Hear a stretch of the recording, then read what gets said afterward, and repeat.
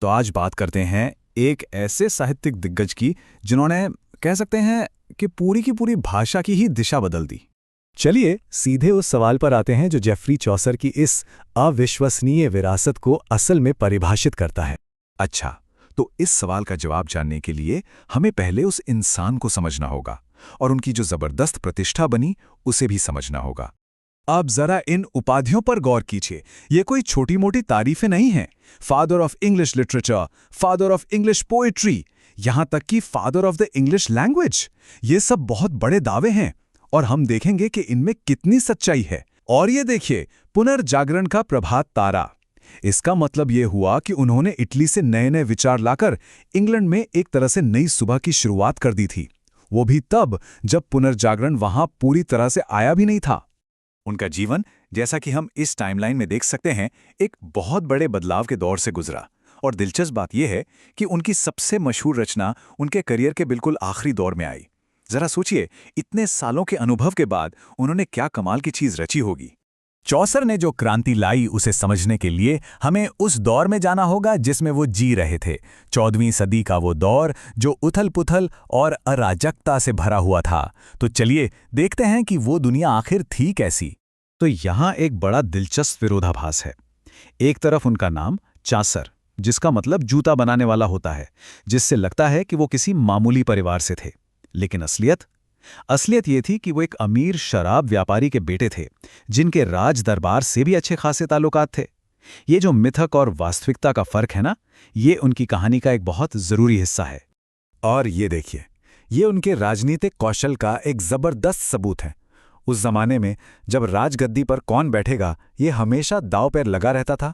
ऐसे में एक नहीं, दो नहीं, बल्कि तीन अलग अलग राजाओं के अधीन काम करना, ये सिर्फ नौकरी करना नहीं था, ये जीवित रहने और कूटनीति का एक कमाल का हुनर था।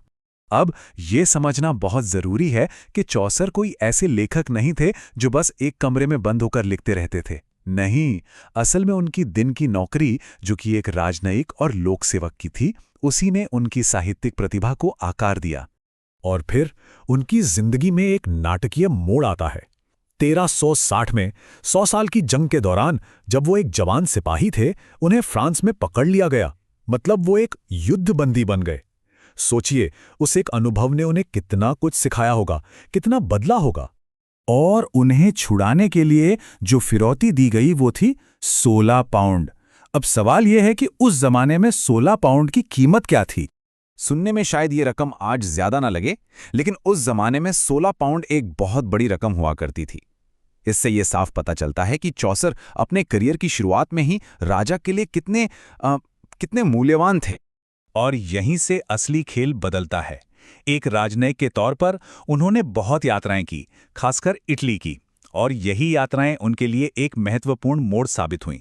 वहां उन्होंने पेट्रार्क और बोकाशियो जैसे महान लेखकों के काम को देखा, पढ़ा, और कविता की एक ऐसी नई जीवंत दुनिया से उनका परिचय हुआ जिसने आगे चलकर सब कुछ बदल दिया।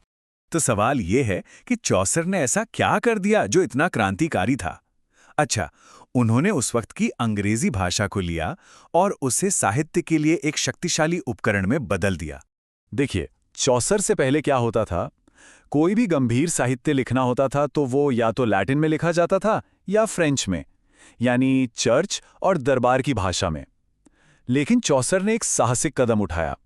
उन्होंने मध्य अंग्रेजी में लिखने का फैसला किया, वो भाषा जो आम लोग बोलते थे रोजमर्रा की जिंदगी में। ये सिर्फ एक साहित्यिक चुनाव नहीं था, ये एक तरह का सांस्कृतिक बयान था जिसने साहित्य को आम लोगों तक पहुंचा दिया। यही नहीं, उन्होंने कविता लिखने के नए नए तरीके भी इजाद किए, जैसे कि हीरोइक कपलेट, आयाम्बिक पेंटामीटर में लिखी गई 2 तुकबंदी वाली पंक्तियां। इससे एक ऐसी साफ और प्रवाहमय लय बनी जो आने वाली सदियों तक अंग्रेजी कविता पर हावी रही। और फिर था राइम रॉयल। ये 7 पंक्ति का एक छंद रूप था, थोड़ा और जटिल। इससे क्या हुआ? इससे उन्हें ज्यादा गहरी, ज्यादा विस्तृत कहानियां कहने की आजादी मिल गई। और बाद के आलोचकों ने इस बात को माना भी। मशहूर आलोचक मैथ्यू आर्नोल्ड ने तो यहां तक कहा, उनके साथ ही हमारी वास्तविक कविता का जन्म होता है। इससे बड़ा सम्मान क्या हो सकता है। और अब आते हैं उनके करियर के सबसे ऊंचे मुकाम पर, वो शानदार, महत्वाकांक्षी और आखिर में अधूरी रह गई रचना जिसने इतिहास में उनका नाम हमेशा के लिए अमर कर दिया। जी हाँ, बात हो रही है द कैंटरबरी टेल्स की। इसे चौसर की महानतम कृति माना जाता है। ये सिर्फ एक किताब नहीं है, ये उनके पूरी प्रतिभा का निचोड़ है, जिसमें उनके सारे नवाचार एक साथ नजर आते हैं। ये उस जमाने का आईना है। अब जरा उनकी महत्वाकांक्षा का पैमाना देखिए। योजना थी 120 कहानियां लिखने की, लेकिन वो पूरी कर पाए सिर्फ 24। और फिर भी 17,000 से ज्यादा पंक्तियां लिखने के बाद भी ये अधूरी होते हुए भी एक स्मारकीय उपलब्धि है। साल 1400 में चौसर का निधन हो गया और उन्हें दफनाने के लिए जो जगह चुनी गई वो एक ऐसा सम्मान था जो उस वक्त किसी आम आदमी के लिए सोचना भी मुश्किल था। उन्हें वेस्टमिंस्टर एबे में दफनाया गया और उनकी कब्र वो पहली कब्र बनी जिसके आसपास आज हम पोएट्स कॉर्नर को जानते हैं। वो पहले लेखक थे जिन्हें यह सम्मान मिला और उन्होंने आने वाली सदियों के लिए एक परंपरा की शुरुआत कर दी। तो हम शुरुआत में पूछे गए सवाल पर वापस आते हैं। कैसे 14वीं सदी के एक शराब व्यापारी का बेटा एक पूरी साहित्यिक परंपरा का जनक बन गया? हमने देखा कि कैसे उनकी पृष्ठभूमि, उनके तजुर्बे और उनकी हिम्मत ने यह सब मुमकिन किया। लेकिन उनका ये अधूरा काम ये हमें एक बहुत ही दिलचस्प सवाल के साथ छोड़ जाता है। सोचिए, अगर चौसर अपनी 120 की 120 कहानियां पूरी कर पाते तो हमें उनके दौर की और कौन-कौन सी अनसुनी आवाजें सुनने को मिलती।